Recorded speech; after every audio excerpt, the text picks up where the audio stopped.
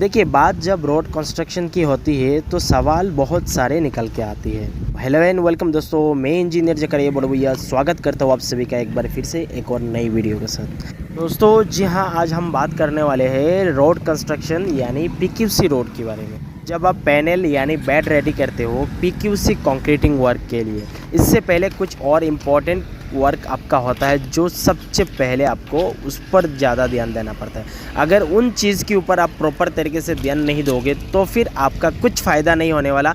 आपका जो पीक्यूसी है वो कुछ ही दिनों में पूरी तरह से टूट के ख़राब हो जाएगी। देखिए, प्रॉपर कॉम्पैक्शन ही आपकी रोड की लाइफ को बढ़ाता है। जब भी आप सॉइल की कॉम्पैक्शन करो या फिर मुरूम की कॉम्पैक्शन करो तो सबसे पहले जो है प्रॉपर कॉम्पैक्शन आपकी मिलनी चाहिए। मिनिमम 95% आपको कॉम्पैक्शन मिलनी ही चाहिए। उसके बाद उसका जो मॉइस्चर कंटेंट है और एज़ पर मोर्थ स्पेसिफिकेशन की हिसाब से 4% से कम नहीं होना चाहिए। यह सब चीज़ें आपको प्रॉपर तरीके से ध्यान रखनी है। उसके बाद जो है आपको GSB WMM की proper thickness, proper compaction check करनी है एज़ पर मोर्थ स्पेसिफिकेशन की हिसाब से।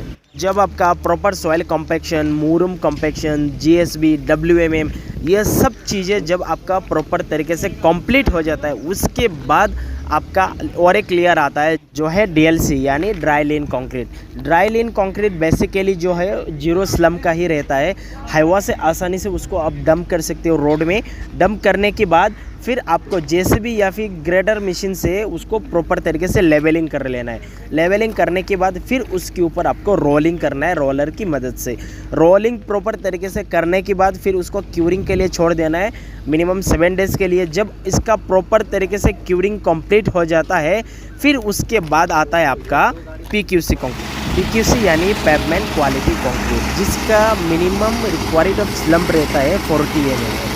अगर आप स्क्रीड मशीन से कंक्रीट को डंप कर रहे हो, जैसे आपने देखा होगा कि डंपर को जो डंप किया जाता है जिस मशीन से, उस मशीन से अगर आप डंप कर रहे हो तो आप 40 mm की स्लम्प आसानी से उसमें डाल सकते हो। वही अगर TM की बात करें, अगर आप TM से डंप कर रहे हो तो मैक्स 140 mm स्लम्प तक आप उसको आसानी से डंप कर सकते हो as per requirement on your site requirement जिस तरह से रहेगा उसी तरह से आप जो है उसमें स्लम्प रख सकते हो। लेकिन मैं रिकमेंड करूँगा आप 100 स्लम्प के ऊपर भी ना जाए, क्योंकि इसकी जो है स्क्रीड मशीन, यहाँ पे आप देख सकते हो स्क्रीड वाइब्रेटर है। स्क्रीड वाइब्रेटर को जब चालू किया जाता है तो बहुत ही ज़्यादा वाइब्रेशंस होता है।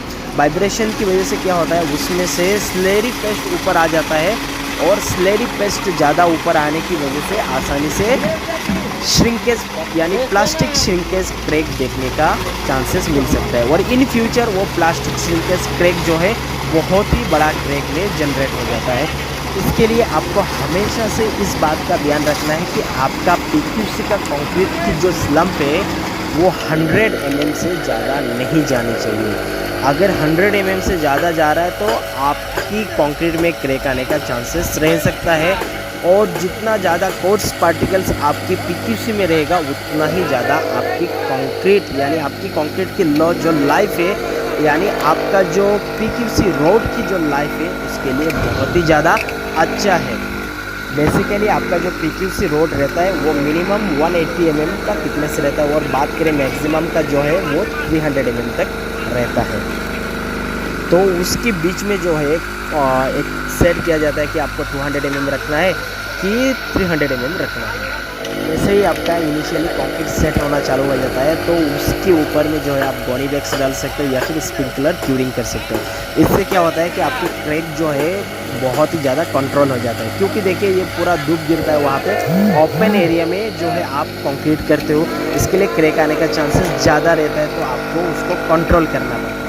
तो इस तरह से जो है आप PQC वर्क प्रॉपर तरीके से कर सकते हो। उम्मीद करता हूँ आपको ये वीडियो ज़रूर पसंद आया होगा। ऐसे ही और वीडियोस को देखने के लिए आप हमारे चैनल को ज़रूर सब्सक्राइब करें और हाँ, बेल आइकन को प्रेस करके ऑल में करें, ताकि जब भी हम ऐसे ही टेक्निकल रिलेटेड वीडियोस अपलोड करें उसकी नोटिफिकेशन जो है सबसे पहले आपको मिले।